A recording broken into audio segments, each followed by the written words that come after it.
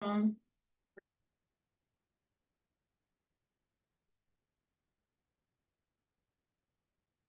प्रणाम सभी भक्तों को। वांछा कल्पतरुभ्यश्च कृपा सिन्धुभ्येव च पतितानां पावनेभ्यो वैष्णवेभ्यो नमो नमः। ओम ज्ञानं तिमिरन्धस्य ज्ञानाञ्जनशलाकया चक्षुरुन्मीलितं येन तस्मै श्रीगुरवे नमः। गुरुवे गौरचन्द्राय राधिकाय तदालये कृष्णाय कृष्णभक्ताय तद्भक्ताय नमो नमः।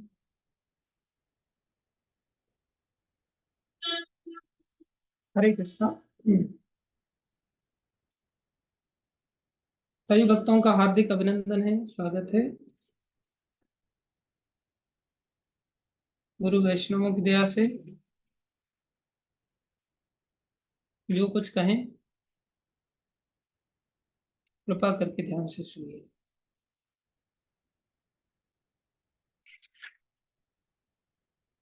तीन प्रकार के सुखों की चर्चा चल रही थी। सतोगुनी सुख, जो कि शुरुआत में जहर जैसा होता है लेकिन परिणाम में अमृत जैसा होता है। अर्थात भक्ति के जो कार्य हैं शुरुआत में कष्टकारक लगते हैं, बाद में ये अमृत की तरह आनंदकारी होते हैं।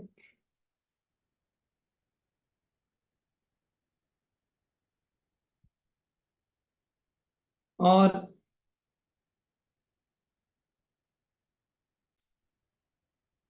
आवश्यक नहीं है कि वो हमेशा के लिए शुरुआत में जहर जैसे लगे।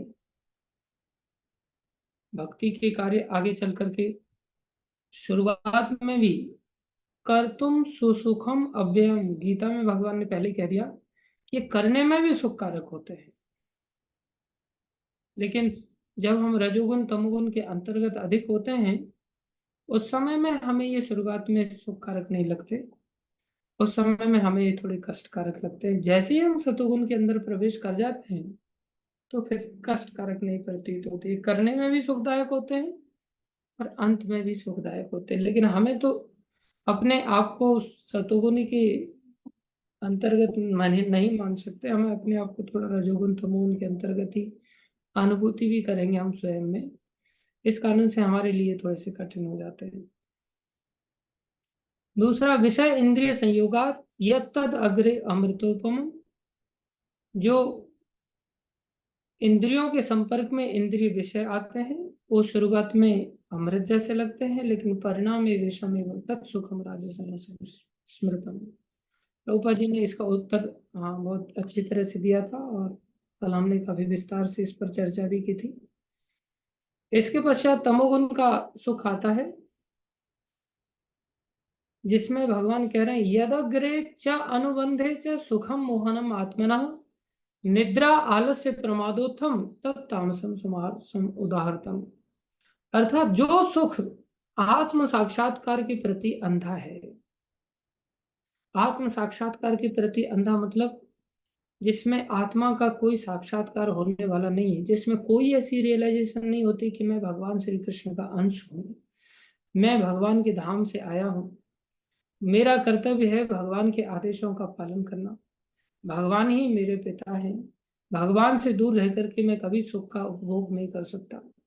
इस प्रकार का उसको बिल्कुल भी कोई ज्ञान नहीं होता।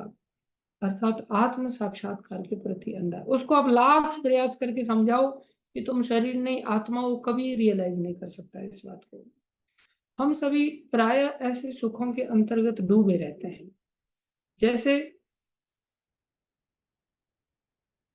भागवतम के अंतर्गत जो घटना आती है जिसमें कि महाराज परीक्षित जब एक शूद्र राजा को, जिसने राजा का वेश राजसी वेश धारण कर रखा है और वो बैल पर प्रहार कर रहा है, तो बैल बेचारे की तीन टांगें तोड़ दी गई हैं, एक टांग पर बड़ी मुश्किल से वो बैल सरवाइव कर रहा है। तो वहां पर महाराज परीक्षित जाते हैं और महाराज परीक्षित को देख करके वो साइड में हो जाता है प्रहार करने वाला, और वो बैल की आपस में एक गाय के साथ वार्ता हो रही होती है वहां पर महाराज परीक्षित जैसे ही पहुंच जाते हैं, महाराज परीक्षित बड़े आर्त भाव से पूछते, अरे तुम्हारी ये हालत किसने किया, मुझे बताओ तो सही, उसका नाम तो बताओ। तो वो बैल उत्तर देता है। बैल कहता है, राजन कुछ लोग तो कहते हैं कि हमारे कर्मों का फल है, तो मैं क्या बताऊं तुम्हें कि ये हालत किसने की है, किसी और ने थोड़ी की है, मेरे ही कर्मों ने की है। कुछ लोग कहते हैं ये सब दैव होता है, इसलिए भगवान जैसे रखें वैसे ही ठीक है, सबको भगवान जैसे रख रहे हैं, भगवान कृपा करके ही रख रहे हैं, कुछ ना कुछ भगवान की कृपा होगी, तो ये हो सकता है दैव का फल हो। कुछ कहते हैं ये सब विधि का विधान है, इसलिए विधि के रूप में ब्रह्मा जी ने जो मेरे भाग्य में लिख दिया वो मुझे प्राप्त हो रहा है। मैं किसी के बारे में क्या बताऊं, अब आप खुद समझदार हैं, आप खुद ही निर्णय कर लीजिए कि ये सब किसके द्वारा कैसे प्राप्त हुआ। इतना सुनते ही महाराज परीक्षित बोले, अरे तुम तो धर्म हो। बोले जो गलती से भी किसी की शिकायत करने की चेष्टा नहीं करता, ना किसी के गुणों का बखान करता है, ना किसी की बुराई का बखान करता है, कैसी विचार करने वाली बात है। बोले जिसके जीवन में अगर किसी का गुणों का बखान हो रहा है, वो किसी की महिमा गा रहा है, अरे ये व्यक्ति बहुत बढ़िया आदमी है, ये व्यक्ति बहुत अच्छा है, इसने ऐसा कार्य किया, इसने वैसा कार्य किया, उतनी देर तो हम कृष्ण चर्चा से दूर चले गए। इसलिए वो किसी का बंधन नहीं करता, किसी की स्तुति नहीं करता, किसी को महान नहीं कहता। अब भक्तों की महानता का गुणगान करना अलग बात है, किसी संसारी व्यक्ति का गुणगान करना अलग बात है। जैसे कोई व्यक्ति मोदी जी के ऊपर लेक्चर लेने लग जाए, या कोई व्यक्ति केजरीवाल की महानता का वर्णन करने लग जाए, या कोई व्यक्ति अलग अलग नेता नगरी में अलग अलग लोगों को टॉपिक बना करके चर्चा करने लग जाए, मैं तो गुणों का वर्णन कर रहा हूँ, मैं थोड़ी किसी की बुराई का वर्णन कर रहा हूँ। या कोई व्यक्ति अपने पिताजी के बारे में वर्णन करने लग जाए, अपने परिवारजनों के बारे में वर्णन करने लग जाए, मेरी बीवी बहुत अच्छी है, मेरे पति देव बहुत अच्छे हैं, मेरे बच्चे बहुत अच्छे हैं, मेरे सास ससुर बहुत अच्छे हैं, इस प्रकार से अगर कोई गुणों का किसी के महानता का वर्णन करता है, जबकि उसके जीवन में भक्ति नहीं है। अगर किसी के जीवन में भक्ति है, चाहे वो परिवार का है, परिवार के बाहर का है, तो फिर भक्त का गुणगान हो गया, वो तो भगवान के गुणों का गुणगान करने से भी 100 गुना ज्यादा फलदायक है, वो तो श्रेष्ठ है। वो तो भगवान का ही गुणगान आप एक प्रकार से कर रहे हैं, नाम रूप गुण लीला धाम जन, ये 6 चीजों का गुणगान करना, ये तो अपने आप में भगवत गुणगान है। लेकिन संसार में कोई व्यक्ति अपनी महानता का वर्णन कर, मैंने ऐसा कर दिया, मैंने वैसा कर दिया, मेरे को देखो, मैं कितना महान हूं, इस प्रकार से अपना गुणगान करे या किसी दूसरे का गुणगान करे, उतनी देर के लिए तो भगवत गुणगान से दूर हो गया, जो कि बहुत बड़ा घाटा है। और कोई किसी का अवगुणों का गान करे, अर्थात किसी की बुराई करे, किसी की निंदा करे, किसी की शिकायत करे, हो सकता है किसी ने किसी के साथ कुछ बहुत बुरा किया हो और उस बुराई को जाकर के अथॉरिटी को जाकर के बताने की चेष्टा करे, तो बोले उतनी देर के लिए दिमाग में कृष्ण चर्चा के अतिरिक्त किसी की गंदी बुराइयों गंदी आदतों के बारे में दिमाग में तो विषय आया। अब जब दिमाग में विषय आ गया, उतनी देर के लिए हमारा दिमाग गंदा हो गया, हमारा चित्त गंदा हो गया, अर्थात हम आत्म साक्षात्कार के प्रति अंधे हो गए, जबकि हम ना शरीर है, ना हमारा इस संसार से कोई लेना देना है। संसार में हम आत्मा को भूल गए, भगवान को भूल गए। भगवान का ही गुणगान करना आत्मा का प्रधान कर्तव्य है, और कुछ कर्तव्य है ही नहीं। श्रवणम कीर्तनम विष्णु स्मरणम पाद सेवनम अर्चनम वंदनम दास्यम साख्यम आत्मनिवेदनम, या तो हम सुने या गाएं, किसके बारे में, भगवान श्री कृष्ण के बारे में, यही वास्तव में भक्ति है। लेकिन हमने थोड़ी देर के लिए भी किसी की महानता का वर्णन किया या किसी के अवगुणों का गान किया, उतनी देर के लिए हम कुसंग में फंस गए, और कुसंग का परिणाम अच्छा नहीं होता। अब प्राय हम अपने जीवन में कथाएं तो सुनते हैं, लेकिन हम कथा सुनने के पश्चात का जो जीवन शैली देखें हम, तो कैसी होती है हमारी। कथा के पश्चात की जीवन शैली पूरी संसार की चर्चा से भरी रहती है, ये व्यक्ति ऐसा कर रहा है, ये व्यक्ति ऐसा कर रहा है। भक्तों का भी गुणगान कभी नहीं करेंगे, और खतरनाक काम तो तब हो जाता है जब भक्तों के अवगुणों का गान करते हैं। अरे तुम भक्तों का गुणगान नहीं कर सकते तो भक्तों का अवगुणों का गान तो मत करो कम से कम। संसारी व्यक्ति के तो ना गुणों का गान करना है ना अवगुणों का गान करना है। गान ही करना है तो भगवान या भगवान के भक्तों के गुणों का गान करो। लेकिन हम लोग संसारी अवगुण गान मतलब अवगुणों का गान करते हुए भक्तों का भी अवगुण गान करने लग जाते हैं। ये कितना खतरनाक है। ये हमें बिल्कुल अंधा बना देता है किसके प्रति? आत्म साक्षात्कार के प्रति। हमें अनंत काल तक भी हम माला घुमाते रहे, हमारा आत्म साक्षात्कार कभी नहीं होगा। क्योंकि हम मोह ग्रसित हो गए, हम पागल हो गए, उन्मत्त हो गए। ध्यान देना चाहिए इस बात पर बहुत गंभीरता से। हम जीते नहीं है ऐसी लाइफ स्टाइल, ये हमारी सबसे बड़ी समस्या है। क्लास खत्म हुई नहीं कि बस टोटली संसार में डूब जाते हैं। कल हम एक व्यक्ति से मिलने के लिए गए, गृहस्थी है वो। कोई व्यक्ति संसार में रहता है ना घर गृहस्थी में, तो उसको तो और बचने का मौका बिल्कुल नहीं रहता। तो उनके पास जब हम घर में गए तो उनके माताजी ने बुलाया, तो उनके पति देव को हमने देखा, उन्होंने बिल्कुल साधु वेश जैसा धारण कर रखा है, उनका दाढ़ी वगैरह है। और वो बैठ गए आराम से। तो चर्चा होने लगी। तो उनकी धर्म पत्नी कहने लगी, प्रभु जी हम लोगों में किसी बात को लेके झगड़ा नहीं होता, एक ही बात को लेके झगड़ा होता है कि मैं इनको कुछ बोलती हूँ तो ये कहते हैं कि मैं ये सब चीजें सुनना नहीं चाहता। संसार की बात कोई मैं सुनना नहीं चाहता। कोई कृष्ण चर्चा है तो बताओ। अब बोले घर में कोई और है ही नहीं, हम पति पत्नी दो ही हैं। और मैं इनको बोलती हूँ कि देखो मेरी जेठानी ने ऐसा किया, मेरे जेठ ऐसा कर रहे हैं, सास ऐसा कर रही है, ससुर ने ऐसा किया, पड़ोसन ने ऐसा कर दिया, सोसाइटी में ऐसा हो रहा है, वैसा हो रहा है। ये मेरी कोई बात, बोले चुप करो बस, ये सब चीजें मेरे को नहीं बताने का। तो बोले किसको बताऊं? बोले जाओ कृष्ण को बताओ, जाकर के बताना है तो। अब बोले मैं कृष्ण को मंदिर में जाकर के कैसे बताऊं ये सब बातें? ये मेरी सुनते ही नहीं, और इसी बात पे झगड़ा हो जाता है। तो मैंने ये अनुभव किया कि वो व्यक्ति एक प्रकार से बहुत अच्छी तरह से इस्कॉन से नहीं जुड़े हुए हैं, लेकिन उसके बावजूद भी वो ऐसा जीवन जीते हैं। कैसा जीवन?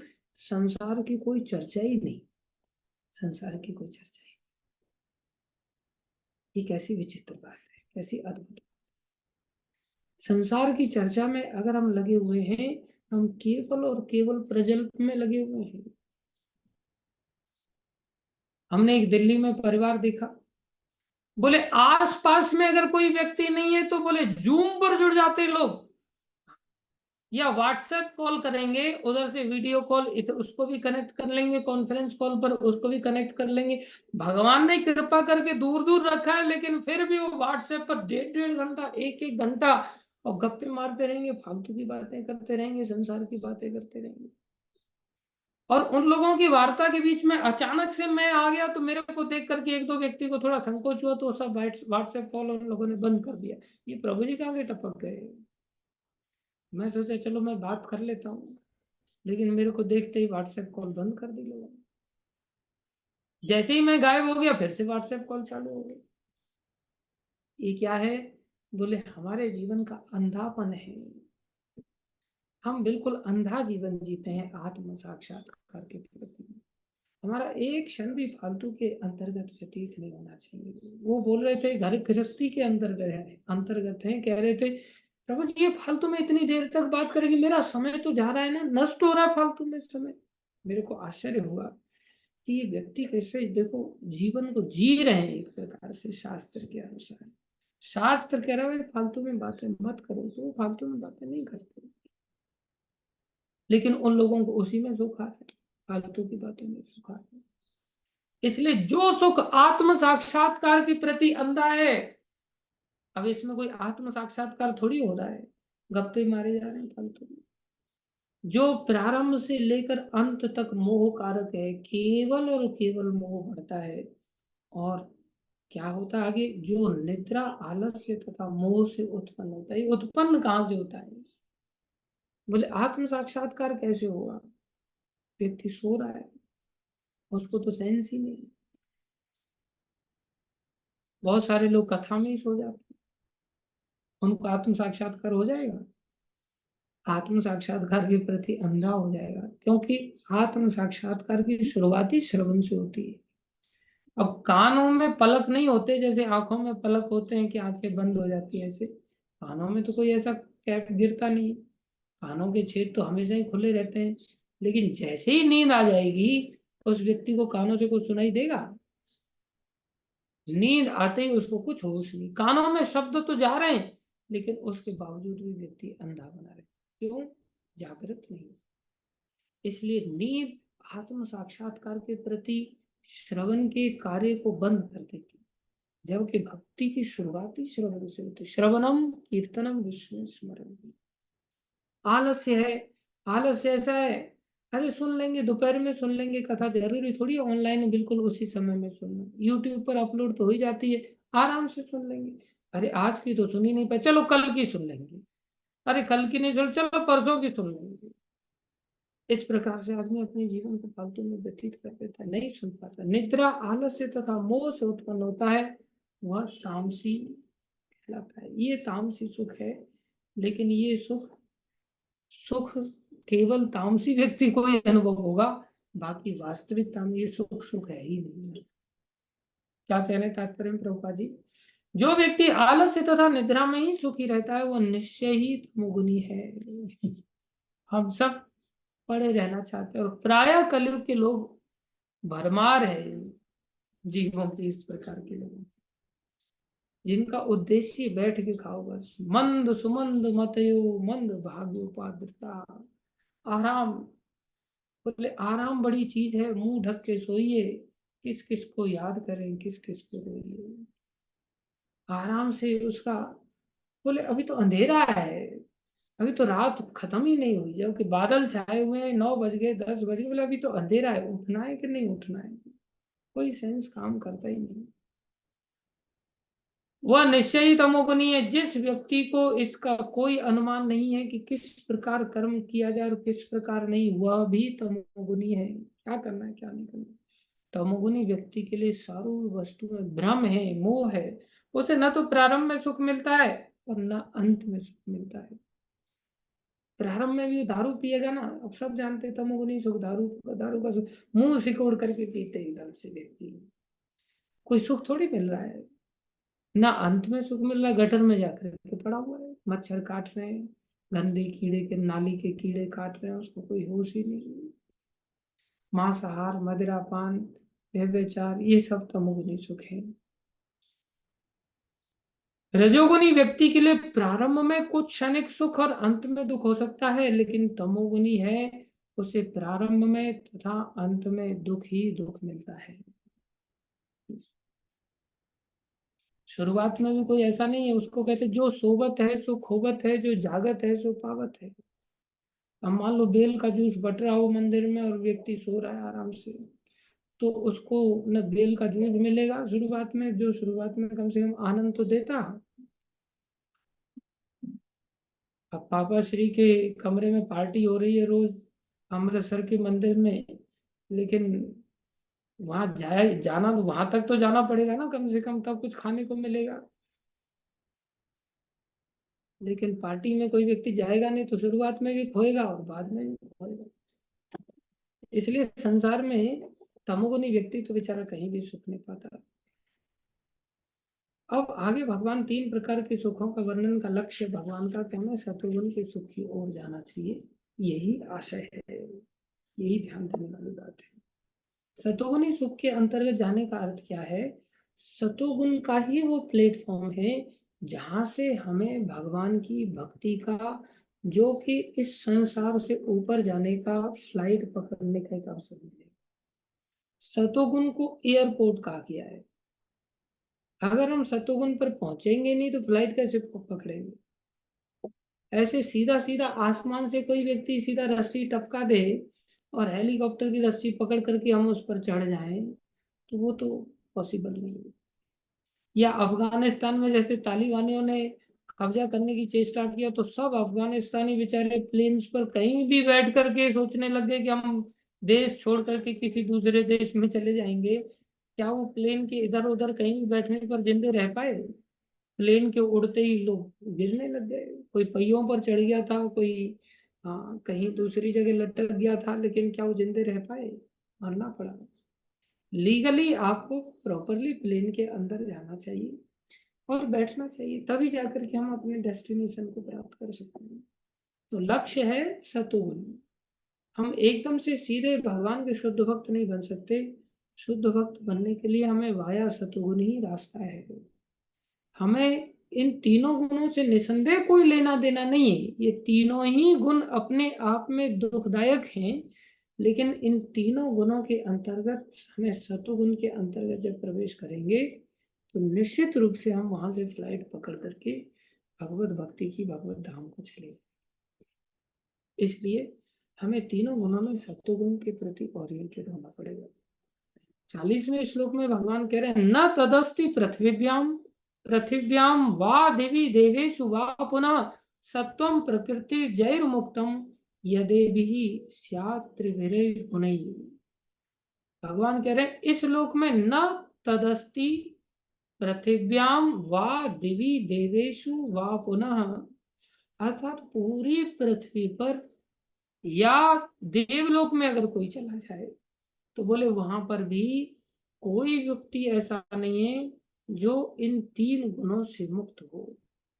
सत्वम, सत्व मतलब अस्तित्व, किसी का अस्तित्व ऐसा है ही नहीं जो प्रकृति जैर मुक्तम, अर्थात प्रकृति जयी। प्रकृति जयी मतलब प्रकृति से जन्म लेने वाले। प्रकृति से क्या जन्म लेते हैं? बोले प्रकृति के अंतर्गत तीन गुण पाए जाते हैं। तीन गुण कौन से हैं? सतोगुण, रजोगुण और तमोगुण। भगवान कह रहे हैं किसी का भी अस्तित्व जब देवलोक में भी तीन गुणों से मुक्त नहीं है, ब्रह्मा जी से लेकर के नीचे पाताल लोक तक चले जाएं, कोई जीव ऐसा नहीं है जो तीन गुणों से मुक्त हो। जब देवता लोग ही मुक्त नहीं है तीन गुणों से, तो संसार का कौन व्यक्ति पृथ्वी पर ऐसा होगा जो तीन गुणों में से किसी न किसी गुण के अंतर्गत नहीं होगा। अर्थात तीनों गुणों के अंतर्गत तो हम सभी हैं ही, बाय डिफॉल्ट हैं। भगवान इस श्लोक में समग्र ब्रह्मांड में प्रकृति के तीनों गुणों के प्रभाव का संक्षिप्त विवरण दे रहे हैं कि हम सब तीनों गुणों के अंदर हैं, लेकिन तीनों गुणों में हमें प्रधान रूप से सत्वगुण के अंदर आने की चेष्टा करनी चाहिए।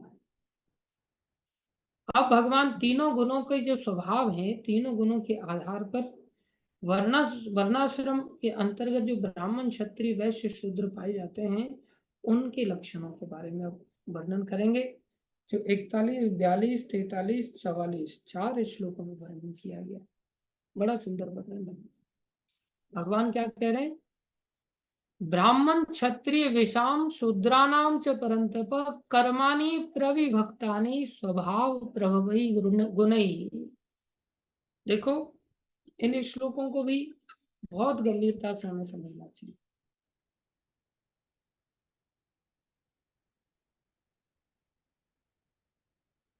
इतनी सुंदर भगवान की व्यवस्था है, कैसे हर व्यक्ति अपना उद्धार कर सकता है, कितना भगवान ने दया किया है, हम अनुमान लगा सकते हैं।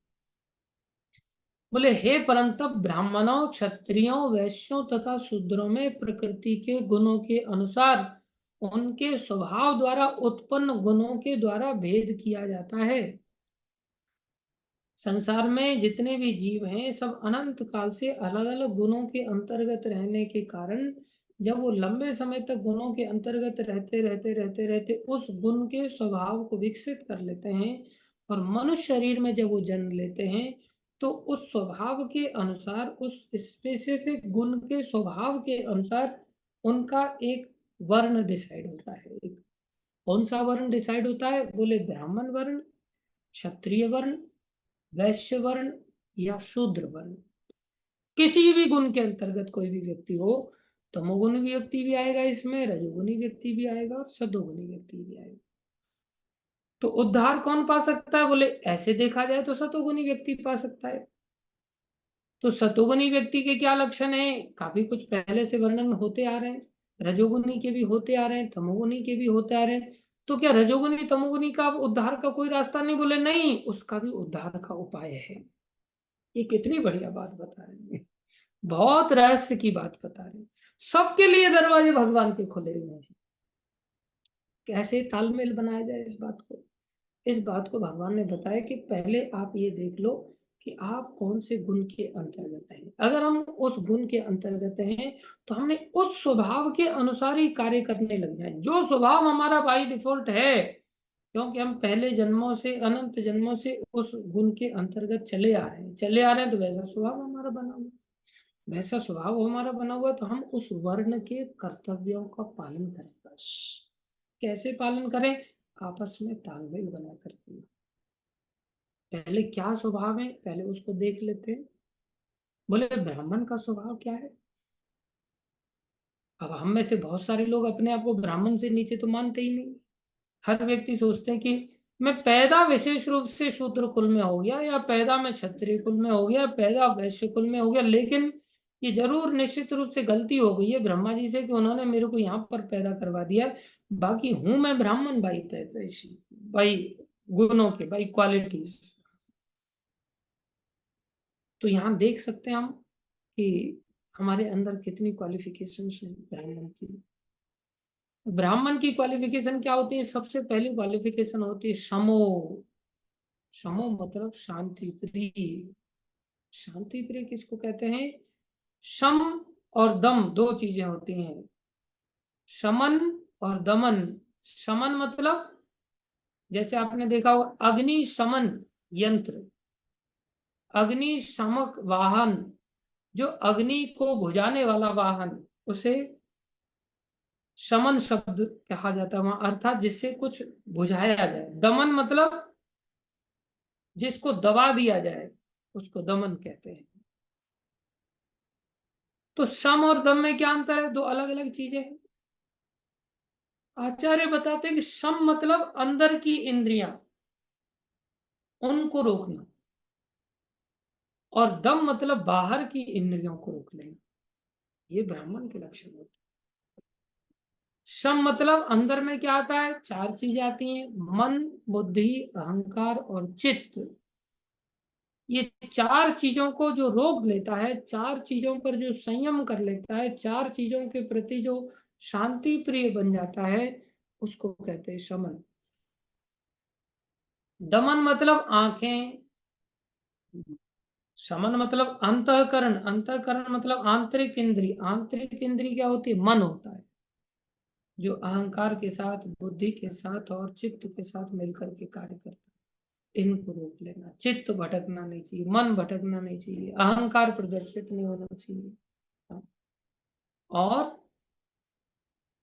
बुद्धि डल नहीं होनी चाहिए, बुद्धि संयमित होनी चाहिए। इसको कहते हैं शम। दूसरा होता है दम। दम मतलब इंद्रियों को संयमित करने में। अभी हमारा मन ही संयम में नहीं होता। मन करता है, बोले मन कर रहा है मेरा मसूरी घूमने का, अच्छा। मन कर रहा है मेरा, बहुत दिन हो गए, बोले मन कर रहा है मैं अमेरिका घूम कर क्या आना। मन कर रहा है इंडिया गेट देखने का। मन कर रहा है बॉम्बे का समुद्र देखने का। मन कर रहा है मेरा अयोध्या धाम के दर्शन करने का। आपका किसी भी जगह पर मन कर रहा है तो ये ठीक नहीं। गुरुजी आदेश दे रहे हैं, साधु आदेश दे रहे हैं, शास्त्र आदेश दे रहे हैं, तो हम कर सकते, नहीं तो नहीं। हमारा मन गुरु साधु शास्त्र के अधीन होना चाहिए, तो ब्राह्मण है। लेकिन हमसे ब्राह्मण दीक्षा क्यों नहीं मिल रही मेरे को? मैं तो कब से ब्राह्मण पहले से ही हूँ, फिर भी लोग मेरे को समझ नहीं पा रहे हैं। मेरे को ब्राह्मण इनिशिएशन कब मिलेगी? इनिशिएशन तब मिलेगी जब तुम्हारे अंदर ब्राह्मण के गुण होंगे। सबसे पहला गुण है मन को रोकना। दूसरा गुण है दम। दम मतलब इंद्रियों को रोक लेना। तीसरा गुण है शौचम। शौचम मतलब पवित्रता। पवित्रता अंदर की भी होनी चाहिए और बाहर की भी होनी चाहिए। आचार्य कहते हैं जो क्षत्रिय युद्ध से डर जाए और ब्राह्मण स्नान से डर जाए, बोले वो ब्राह्मण हो ही नहीं सकता, और वो क्षत्रिय क्षत्रिय नहीं हो सकता। स्नान करने से अगर डर लग रहा है तो ब्राह्मण कहाँ है भैया? आचार्य कहते हैं किसी भी व्यक्ति को दीर्घ शंका जाने के पश्चात, एक होता है लघु शंका, एक होता है दीर्घ शंका। लघु शंका एक नंबर को कहते हैं, दीर्घ शंका दो नंबर को कहते हैं। दो नंबर अगर जाने के पश्चात अगर वो नहा नहीं रहा है तो उसके अंदर ब्राह्मणत्व तो है ही नहीं। अब इसका अर्थ ये नहीं कि कोई व्यक्ति ब्राह्मण बन ही नहीं सकता, चेष्टा करनी चाहिए। बोले बाथरूम में जाने के बाद, 2 नंबर जाने के बाद, और नहा नहीं रहा है तो फिर कैसे शर्मा जी है?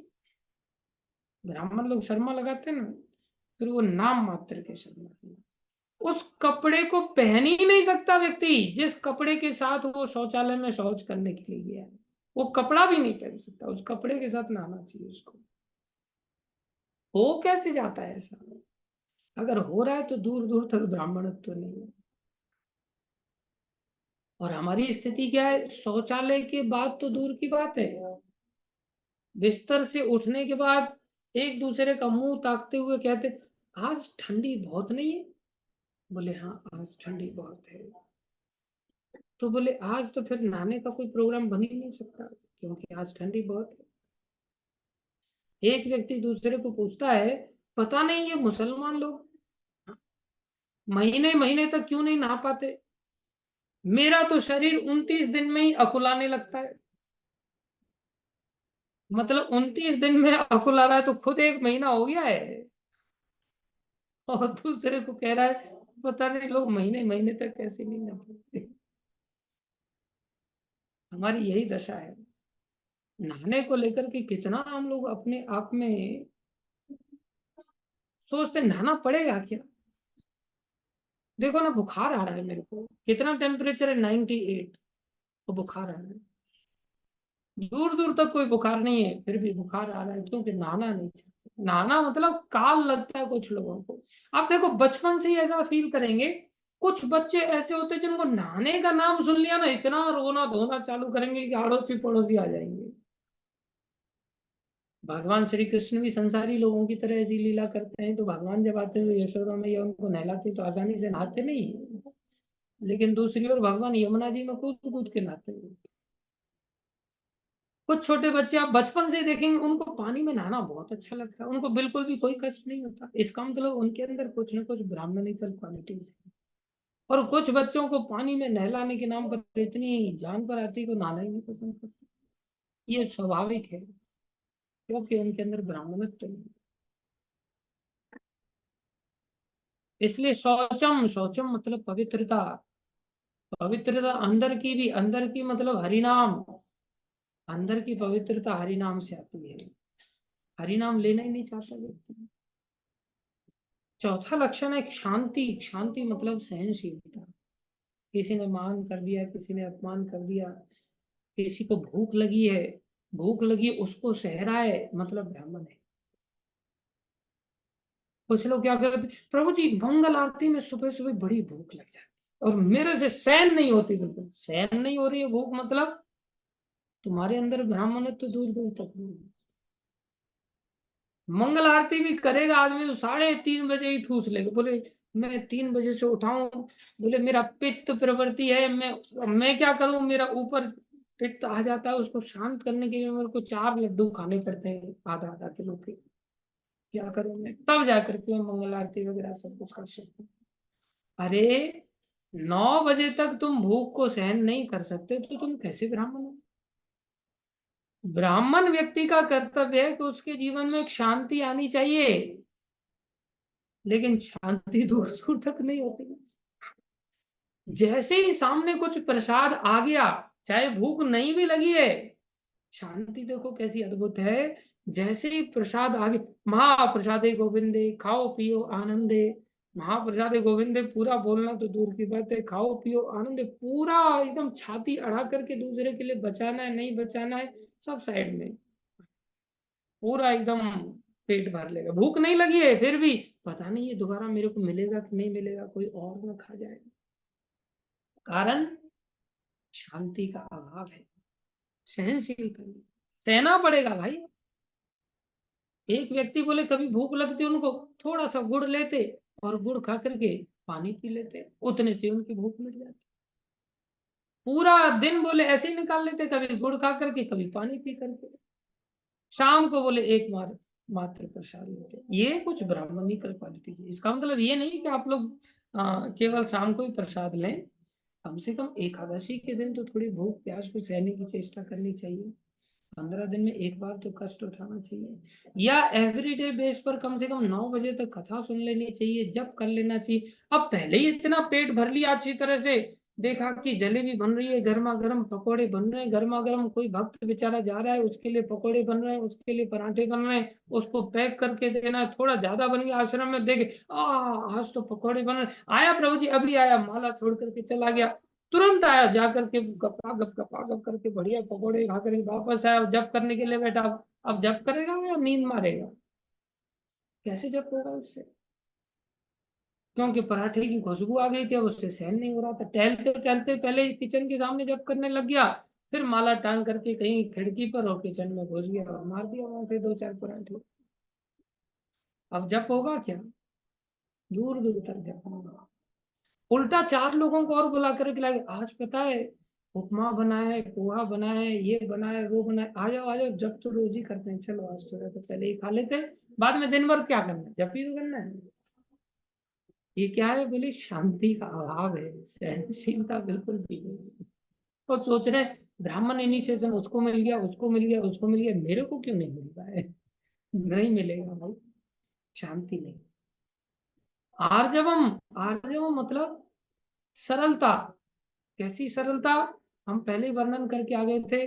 जैसे धृष्टद्युम्न के बारे में द्रोणाचार्य जानते थे कि ये यज्ञ से पैदा किए हैं महाराज द्रुपद ने मेरे को मारने के लिए, फिर भी महाराज द्रुपद उनसे उनको पढ़ाने के लिए जब ले गए गुरुकुल में एडमिशन कराने के लिए, तो उन्होंने एडमिशन ले लिया और उनको शिक्षा भी दी, उनको सशक्त योद्धा बना दिया, जिससे कि वो किसी का वध कर सके। और किसका वध करना था उन्होंने? अपने गुरुजी का वध करना था। फिर भी सरलता के कारण उन्होंने ऐसा किया, जिसे आर्जवन कहते हैं। उसके बाद लक्षण है ब्राह्मण का ज्ञानम, उसके जीवन में ज्ञान होना चाहिए। ज्ञान मतलब शास्त्र से ज्ञान, उसको पता होना चाहिए कि मेरा ऊपर कैसे जाऊंगा और नीचे कैसे गिरते हैं, उसको पता होना चाहिए। भाई हरे कृष्ण महामंत्र जपने से भगवान की प्राप्ति होती है, नहीं जपने से यमदूतों की प्राप्ति होती है। तो उसको जब इस चीज का ज्ञान होता है, भोग लगा के खाएंगे तो भगवान के पास जाएंगे, भोग लगा के नहीं खाएंगे तो पाप खाएंगे। उसको कौन कौन से नियमों का पालन करना है, कौन से नियमों का पालन नहीं करना है, क्या करनी है क्या अकरनी है, इन सब चीजों का जब उसको ज्ञान होता है तो उसको ज्ञान कहते हैं। अर्थात ऊपर कैसे उठें और नीचे कैसे गिरते हैं, इसका जब उसे समझ होती है तो उसे ज्ञान कहते हैं। विज्ञानम, विज्ञान का अर्थ क्या है? जब ज्ञान अनुभूति में आ जाए उसको विज्ञान कहते हैं। जैसे किसी को बोला जाए अच्छा देखो पोहा कैसा बनाए, तो उसको ज्ञान प्राप्त हो गया, मतलब आज पोहा बन गया, ये तो हो गया ज्ञान। अब कैसा बनाए? अब उसने खा लिया, खाने के बाद वो कहेगा पोहा बढ़िया बनाए, तो ये क्या हो गया? बोले ये अनुभूत विज्ञान हो गया, अनुभूत ज्ञान हो गया। अब उसने अनुभूति कर ली है, अब उसे आनंद आया कि हाँ पोहा बहुत बढ़िया था, बहुत सॉफ्ट था, प्रॉपर आलू डाले गए थे, बहुत अच्छे पीसेस आलू के थे, बहुत बड़े बड़े नहीं थे, बहुत छोटे नहीं थे, एक प्रॉपर साइज के पीस थे, बढ़िया धनिया डाला गया, बीच में बढ़िया मूंगफली भी फ्राई करके डाली गई, मूंगफली भी परफेक्टली फ्राइड थी, ना ज्यादा फ्राइड थी ना कम फ्राइड थी। बहुत आनंद आ गया टमाटर की चटनी के साथ, पोहा खाया, बहुत अच्छा लगा। ये क्या हो गया? बोले ये विज्ञान हो गया। ज्ञान तो है ही कि आज पोहा बना है, लेकिन उसे खा लिया, ये क्या हो गया? विज्ञान। अभी कोई व्यक्ति है, ये ब्राह्मण का लक्षण है, कोई व्यक्ति जिसको ज्ञान तो है, हाँ भक्ति करने से भगवान मिलते हैं, लेकिन भक्ति करता नहीं है। तो भक्ति का ज्ञान तो है, जैसे मैं आपके सामने भाषण दे रहा हूं, लेकिन भाषण दे रहा हूं और मैं खुद जप नहीं कर रहा हूं, तो मेरे अंदर विज्ञान नहीं। इसलिए बहुत सारे लोग ज्ञान तो झाड़ देते हैं, लेकिन विज्ञान से रहित रहते हैं। विज्ञान है कि प्रणाम करना चाहिए भगवान को, लेकिन कहाँ प्रणाम करते हैं। विज्ञान है कि सुबह जल्दी उठना चाहिए, लेकिन कहाँ उठते हैं। ज्ञान है लेकिन उठ करके अनुभूति नहीं कर पाते उस चीज की, कि भाई सुबह उठने से वास्तव में हेल्दी वेल्दी एंड वाइज बनते हैं क्या? बनते हैं तो चलो करके देख लेते हैं। बोले ये विज्ञान है, अनुभूत ज्ञान को विज्ञान कहते हैं। पहला लक्षण था शमो, दमो, तीसरा था तपः, तपस्या में छोड़ छूट छूट गया था। तपस्या किसको कहते हैं? तपस्या कहते हैं शास्त्र ने जो हमें आदेश दिया है उसको पालन करने के लिए जो हम कष्ट उठाते हैं, जो हम दुख अनुभव करते हैं, बोले उसको तपस्या कहते हैं। जैसे शास्त्र कहता है स्थिरम आसनम, स्थिर बैठ करके जप करो। अब स्थिर बैठ के जप करेंगे तो टांगे दुखेंगी ना थोड़ी बहुत। बोले टांगे दुख रही है तो दुखने दो, उसको कहेंगे तपस्या। ये नहीं टांग फैला करके आराम से पीछे मसनद लगा करके तकिया भगिया लगा करके और आराम से हरे कृष्णा हरे कृष्णा। तो ये कौन सा जप हो रहा भैया? भगवान ने तुम्हें रीढ़ की हड्डी दी है, अच्छी तरह से उसको ठीक से बैठ करके जप करने की, और तुमने बिल्कुल उसको जैसे रीढ़ की हड्डी का एक्सीडेंट हो गया और तुम बिल्कुल बैठ ही नहीं सकते, हड्डी टूट गई एकदम से लेट गए। क्या भोजन भी ऐसे लेट करके करते हो? यहाँ डाल देना थोड़ा मेरे मुंह में मिर्ची डाल दो और थोड़ा सा नमक डाल दो, थोड़ा सा रसगुल्ला डाल दो, रोटी के टुकड़े डाल, ऐसे करते हैं क्या हम? पूरा एकदम झुक जाते हैं, छाती अड़ा देते हैं पूरी भोजन के समय में। हड्डी में कितनी ताकत आ जाती है देखो। कोई थकावट होती है? बिल्कुल नहीं होती। इसलिए तपस्या उसको कहते हैं। शास्त्र का जो आदेश है, शास्त्र का आदेश क्या है? मंगल आरती हो रही है, खड़े मत रहो, डांस करो भाई। बोले डांस करते हैं तो पैरों में दर्द होता है। भाई पैरों में दर्द बिल्कुल मत होने देना तुम। अगले जन्म में तो जैसे तुम पैरासीटामोल लेके घूमेगा, डाइक्लोफेनेक लेके घूमेगा, कभी दर्द होगा ही नहीं, पेन किलर लेता ही रहेगा जैसे। अरे अगले जन्म में एक्सीडेंट करके चला जाएगा, कुत्ते को टांग टूट जाएगी, दर्द होता रहेगा, सहन करना पड़ेगा। इस जन्म में थोड़ा सा इस टांग का उपयोग कर लो ना, थोड़ा कूद करके थोड़ा डांस कर लो। ले मैं क्या करूं, घुटने में दर्द, तो इतना वजन क्यों बढ़ा लिया तुमने? घुटने में तो दर्द होगा इतना उछालने में। थोड़ा वजन को हल्का कर लो, थोड़ा कम खाया करो। एकदम से 3 फुट इधर बढ़ा लिया, 3 फुट इधर बढ़ा लिया तो फिर वजन तो बढ़ ही जाएगा ना, फिर तो कैसे आया? हालत तो खराब होगी। शास्त्र कह रहा है डांस करने से हमारा पाप कट जाते हैं, बड़ी तेजी से पाप कटते हैं। केवल गा के नाच के भगवान मिल जाते हैं, गाने और नाचने से भगवान मिल जाते हैं। मीरा भाई ने ऐसे पा लिया, गोपियों ने ऐसे पा लिया, भागवतम में श्लोक है केवल गाने नाचने से बोले हमने भगवान को पा लिया। भगवान को पाना इतना कठिन नहीं है। लेकिन पहले मंगल आरती पहुंच जाए तब ना। घर में ही अजगर बन करके पड़े रहते हैं गुफा के अंदर। मंगल आरती कब पहुंचेगा व्यक्ति? कैसे पहुंचेगा? घर से चिपका हुआ जीवन भर के लिए सोच रहा है सब यही अपने आप हो जाए। अपने आप पहुंचते हैं, यमदूत पहुंचते हैं, विमान नहीं पहुंचता विष्णु दूतों का, यमदूत अपने आप पहुंच जाते हैं सहायता करने के लिए हमारी। तब हमें दर्द वगैरह कुछ नहीं होता, क्योंकि वो एनेस्थीसिया का इंजेक्शन लगा करके फिर पास डाल करके उसको लेके जाते हैं, ढिलाई करते हैं। ऐसा बिल्कुल नहीं करते, ध्यान देना। शमो दमो तप शौचम क्षांतिर आर्जवम ज्ञानम विज्ञानम आस्तिक्यम। आखिरी लक्षण है आस्तिक्यम। आस्तिक्य मतलब धार्मिकता, भगवान में विश्वास। अब देखो दो चीजें होती हैं। किसी व्यक्ति का भगवान में विश्वास होना कि भगवान है, बोले ये भी आस्तिक्य कहलाता है। और वास्तविक आस्तिक्य कहते हैं जब हमारा शास्त्र में विश्वास, केवल हमारा ऐसा। बोले ये आस्तिक है ये नास्तिक है। नास्तिक कौन है? जो भगवान को नहीं मानता। आस्तिक कौन है? जो भगवान को मानता है। बोले भगवान को मानना आस्तिक क्यों नहीं है? बहुत बड़ी बात नहीं है भगवान को मानना। शास्त्र को मानना कि शास्त्र का अक्षर अक्षर सत्य है, बोले वो वास्तविक आस्तिक है। इसलिए शास्त्र को कब मानेंगे? जब हम शास्त्र को सुनेंगे और उसकी आस्तिकता का एक अलग प्रभाव निकल करके आएगा। जब तो हम भी करते हैं, जब प्रभुपा जी भी करते थे। हमारा शास्त्र में भरोसा नहीं है, लेकिन प्रभुपा जी का शास्त्र में विश्वास था कि एक नाम लेने से हम इतने पापों का नाश कर सकते हैं जितने पाप की व्यक्ति अनंत जन्मों में भी नहीं कर सकता। इस जन्म की तो बात छोड़ दो, ये शास्त्र की बात है। नाम की इतनी महिमा है, लेकिन हमारा इस नाम पे भरोसा है क्या? इतना शास्त्र की इस बात पे भरोसा है क्या? भरोसा नहीं।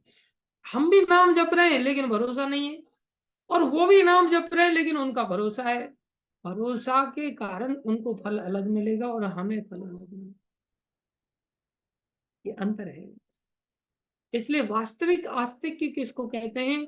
जब हम शास्त्र की बात को स्वीकार करें, एज इट इज रूप से स्वीकार करें।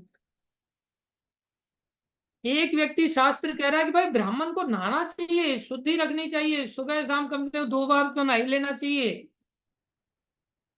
अब विश्वास के साथ वो नहा रहा है और अच्छा अनुभव कर रहा है, शास्त्र में विश्वास है, उसका अनुभूति भी होगी उसको। लेकिन जिसका शास्त्र में विश्वास नहीं, वो क्या कहेगा? ये तो पानी वेस्ट करने वाली बात है, फालतू में पानी वेस्ट किया। ये पानी वेस्ट नहीं किया जा रहा, फिर तो तुम भोजन को भी वेस्ट कर रहे हो, क्योंकि भोजन खा करके मली तो बना रहे हो, उसको वेस्ट ही तो कर रहे हो, भोजन छोड़ दो फिर। नहीं, पानी का स्नान करने मात्र से हमारा मन एकदम से पवित्र हो जाता है। कभी गंदे विचार आ रहे हो, कभी टेंशन में हो, कभी क्रोध में हो, कभी लोभ ग्रसित हो, कभी काम आके घेर ले, तुरंत नहा लो, ठंडे पानी से नहा लो, एकदम से शुद्ध हो जाएगा मन। मन का पानी के साथ लगाव है। आप देखेंगे जहां पानी का नदी वगैरह बहते हैं, तालाब वगैरह बहते हैं, वहां मन देखते ही कितना अच्छा फील करने लगता है। इसलिए स्नान आदि करना, पानी का आश्रय लेना बहुत अच्छा लगता है। आस्तिक क्या मतलब केवल स्नान की बात नहीं, हर बात को लेकर के हमारा भरोसा होगा। शास्त्र कह रहा है हमारा कोई नहीं संसार में, मेरा कोई न सहारा बिन तेरे, गोपाल संवरिया मेरे। हमारा कोई नहीं प्रभु, ये विश्वास हो जाए, शास्त्र की बात पर विश्वास हो जाए, गुरु की बात पर विश्वास हो जाए, साधु की बात पर विश्वास हो जाए, इसे सच्चा आस्तिक कहते हैं। इसको कहते हैं ब्रह्म कर्म स्वभावजम। ये ब्राह्मण के स्वभाव हैं। अब हम क्या करते हैं? इनमें से लक्षण तो एक भी नहीं है, और पैदा हो गए ब्राह्मण कुल में शर्मा जी बन करके, और जनेऊ संस्कार घर वालों ने जनेऊ लटका दिया है। और पूछा जाए ब्राह्मण हो क्या तुम, तो राहुल गांधी भी दिखा दे, ये देखो सब मेरे पास जनेऊ है, मैं भी ब्राह्मण हूँ, ये देखो मैं तिलक लगाता हूँ, मैं भी ब्राह्मण हूँ। भगवान कह रहे हैं ब्राह्मण कौन है, ये देखो यहां से। ब्राह्मण के कितने गुण हैं? समो, दमो, तपा, शौचम, शांति, आर्जवम, ज्ञानम, विज्ञानम, आस्तिक्यम। कुल मिलाकर के 9 गुण चाहिए। ये तो संक्षेप में भगवान ने बताया, और एक एक गुण का हमने एक्सप्लेन किया कि ऐसे गुण अगर किसी के अंदर है तो वो ब्राह्मण है, स्वभाव से ब्राह्मण है। नहीं तो हो सकता है वो ब्राह्मण कुल में पैदा हुआ हो और उसके अंदर ये गुण नहीं है, तो ब्राह्मण दूर दूर तक नहीं है। केवल 1 रुपए का 10 रुपए का ये जनेऊ लेने से कोई व्यक्ति ब्राह्मण नहीं हो जाता। ये समझ आना चाहिए कि ब्राह्मण कहते किसको हैं। ब्राह्मण विशेष रूप से सतोगुण के अंतर्गत पाए जाते हैं। पिछले कई जन्मों से उन्होंने सतोगुण का जीवन जिया होता है, इसलिए उनको ये गुण लाने की चेष्टा नहीं करनी होती, उनके अंदर ये गुण पैदाइशी होते हैं। इसलिए स्वभावजम, जो ब्राह्मण है उसके स्वभाव में ये गुण आएंगे। दूसरा क्षत्रिय। क्षत्रिय की विशेषता क्या होती है? बोले क्षत्रिय के अंतर्गत रजोगुण प्रधान होता है और सतोगुण गौण होता है। ब्राह्मण सतोगुणी होता है, और सतोगुणी अगर हम हो गए तो हम यहाँ से एक प्रकार से एयरपोर्ट पर पहुंच गए, जहां से हमारे लिए भक्ति करना बहुत सहज हो गई। यहाँ से हम टेक ऑफ ले सकते हैं। क्षत्रिय अगर कोई है तो उसके अंतर्गत क्या पाया जाएगा? मुख्य रूप से रजोगुण पाया जाता है, रजोगुण का प्रभाव देखने को मिलेगा, और गौण रूप से उसके अंदर सतोगुण भी पाया जाए।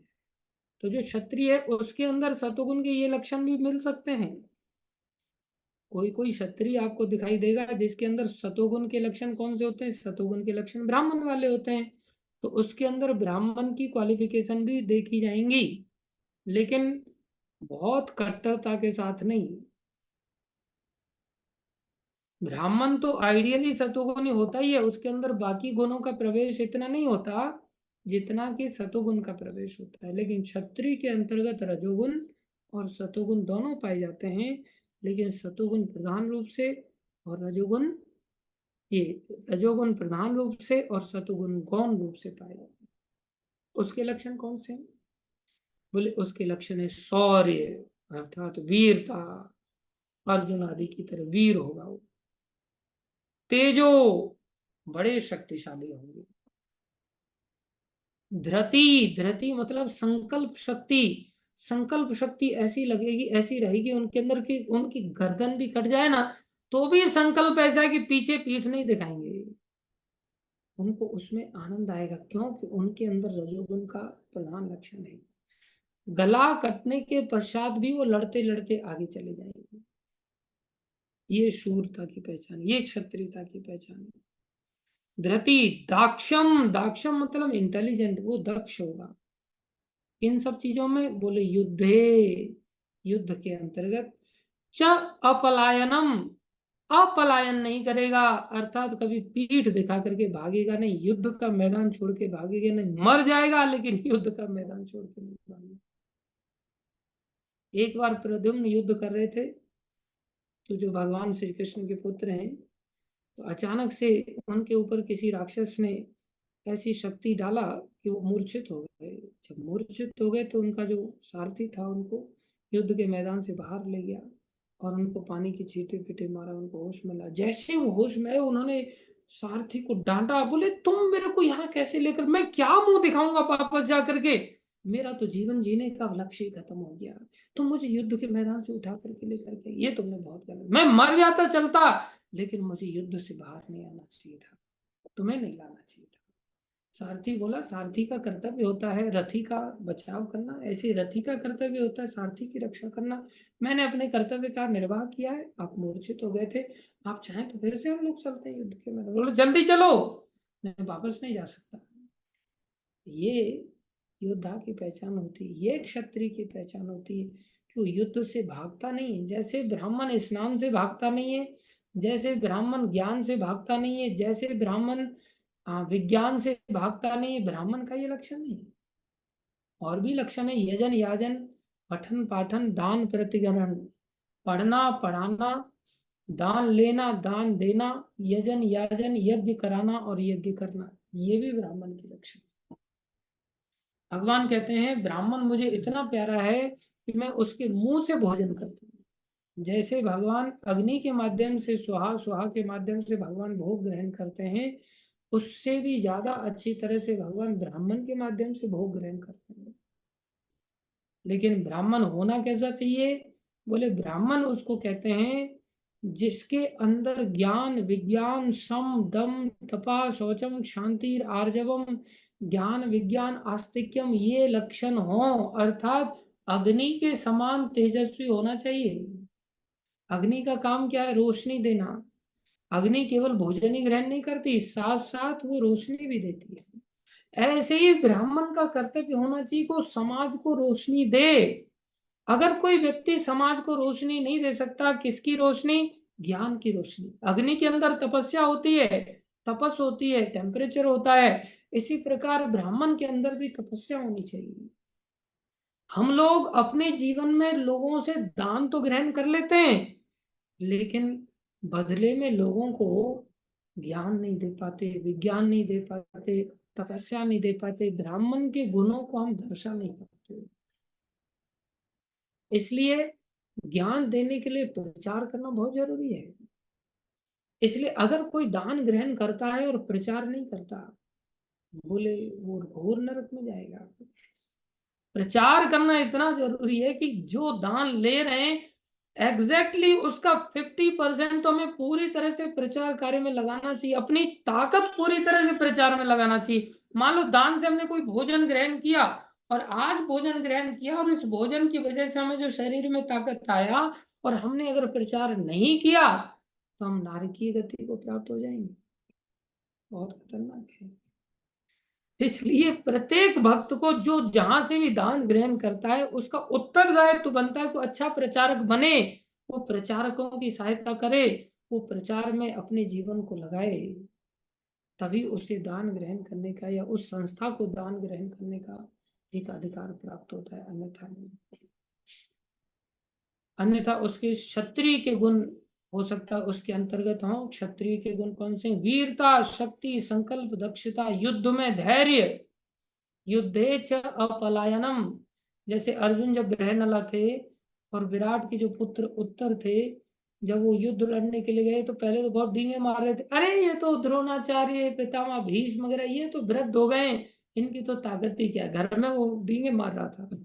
और जैसे युद्ध के मैदान में उनके शरीर को देखा, उनकी दिव्य तेज को देखा, वीरता को देखा, उनके धनुष के टंकार को ही देखा, तो बेचारे की हालत खराब, भागने लग गया रथ छोड़कर।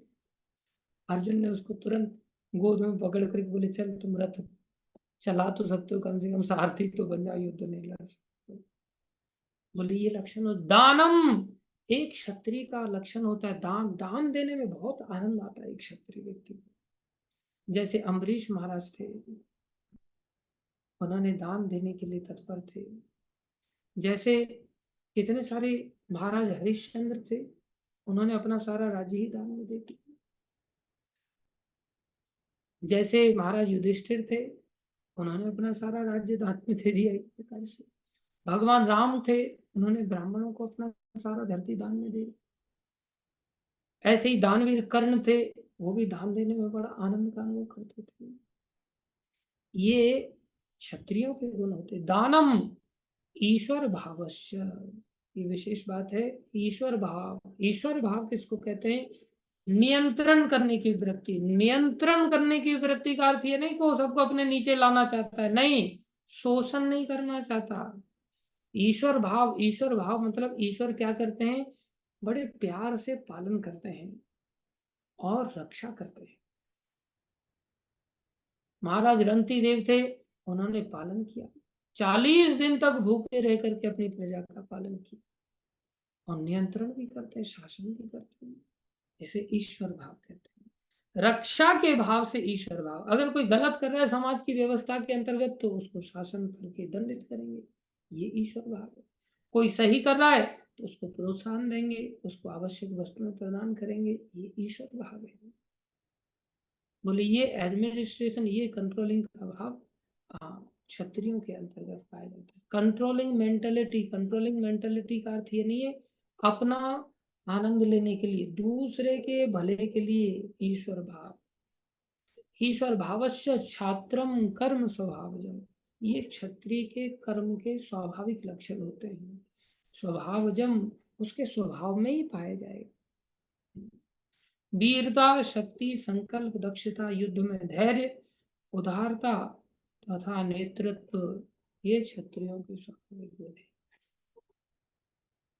तो ब्राह्मण और क्षत्रिय, वैश्य और शूद्र, ये 4 चीजों से मिलकर के समाज बनती है।